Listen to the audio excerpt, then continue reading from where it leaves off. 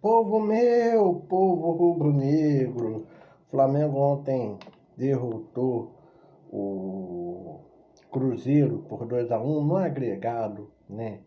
3-2 para o Flamengo nas oitavas de final da Copa Libertadores.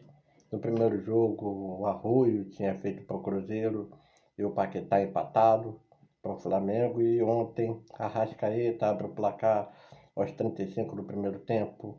Lucas Romero, aos 6 do segundo tempo, empata.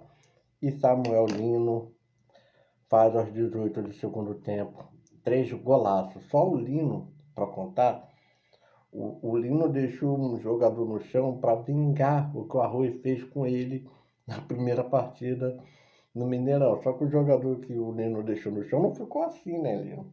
Mas mesmo assim, você ter ficado assim, caído, né?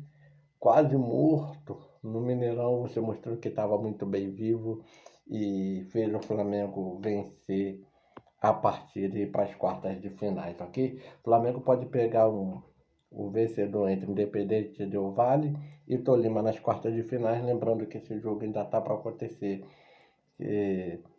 Não sei se Tolima é da Colômbia, não sei, mas tem um jogo aí adiado de colombianos por conta daqueles tremores. Não, mas eu acho que não.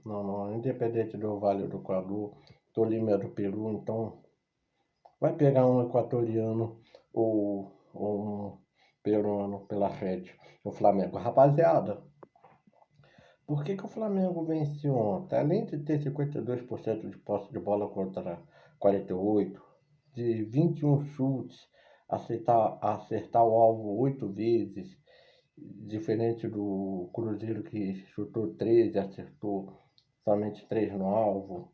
Além do lance perigoso do Cruzeiro, que a bola não entrou toda no segundo tempo, o Flamengo tem algo que é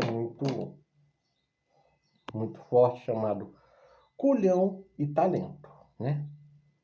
Os dois gols, o gol do Arrascaeta, né, que foi um golaço, o gol do Lino, que também foi um golaço, deixando o jogador do Cruzeiro de bumbum no chão, tem um detalhe chamado Pedro, que quando não faz gol, faz aquele pivô que ele é sensacional. Aí eu vou pegar as gerações, sempre que eu boto centroavante da seleção brasileira, o que bota hoje o Matheus Cunha, passou a fase do Firmino, levaram o Igor, Thiago, mas vamos embora, Matheus Cunha, Gabigol, Pedro e Yuri Alberto, cada um tem as suas características. O Matheus Cunha é muito mais participativo, né? Não é tão decisivo. O Yuri Alberto e o Gabigol, principalmente, tem muito do facão. E o Pedro é posicional, né? Mostra que tem uma certa habilidade, falta um pouco de coordenação motora, mas ele se esforça muito. Não é pelo corpo dele, é pelo que o corpo dele se transformou. Não foi questão de nascença. Mas mesmo assim, um toque só na bola, é muito bom jogador. Pode ser até um cano quando chegar à idade de 34, 35 anos, o Pedro, de um toque só na bola, porque a idade não vai lhe permitir correr tanto. Mas é muito bom jogador. É muito bom jogador. E aliado a Rascaeta, a Plata, a Lino, a Jorge Carrascal quando entra, o Lucas Paquetá, nossa. São jogadores muito bons que alguns recebem nota 7,5, 8.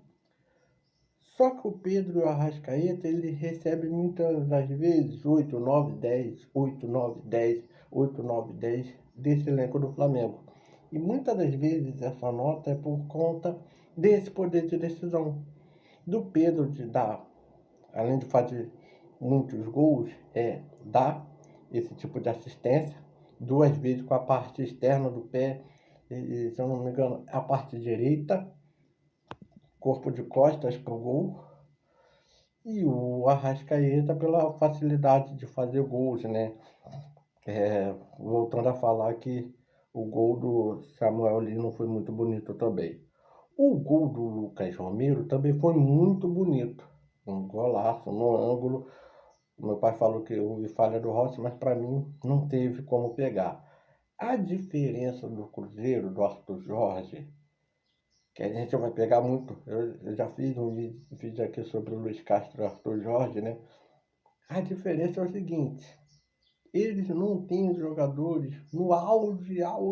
É o auge de muitos jogadores. Matheus Pereira, Carlos Jorge, Arroio, pô, né? Fabrício Bruno no Cruzeiro sendo mais titulado que nunca, William, beleza. Mas mesmo nesse auge, eles não conseguem decidir como quando o Arthur Jorge chegou no Botafogo, teve o Almada, o Savarino, o Luiz Henrique e o Igor Jesus, e foi o auge, ápice deles, que todo mundo fala, vai demorar muito a acontecer ou não vai acontecer. O auge do Arroio, o Sinisterra, quando voltar, não sei o que aconteceu, do Wesley que veio do Corinthians, o auge desses caras, do Jonathan Jesus, né, zagueiro, confundia com o Felipe Jonathan, mas Jonathan Jesus, Otávio, goleiro que substituiu o Cássio, o auge desses caras ainda vai vir.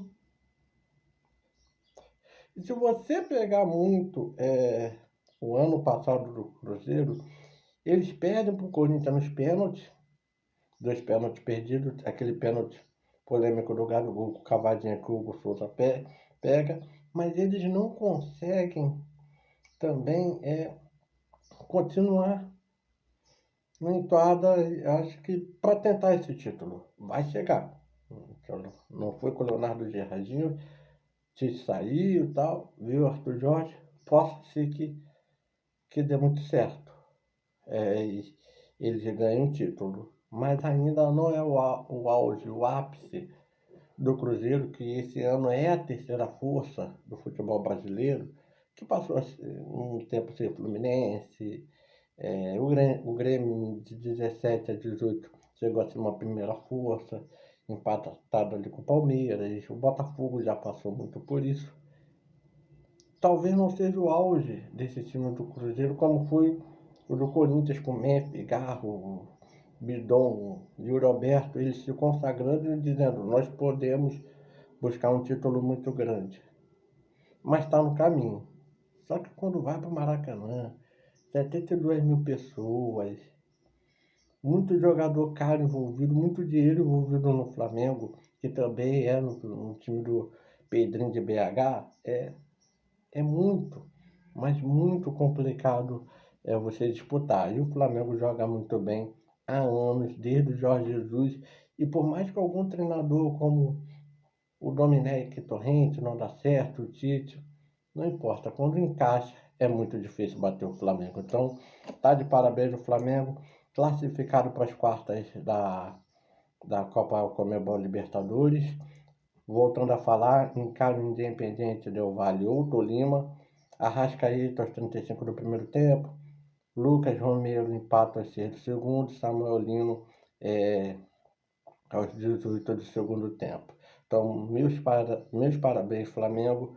Você está nas quartas de final da Copa Libertadores, brigando pelo título brasileiro, o que quer se dizer que o Flamengo tem algo muito maior a se preocupar do que com a SAF do Vasco, né?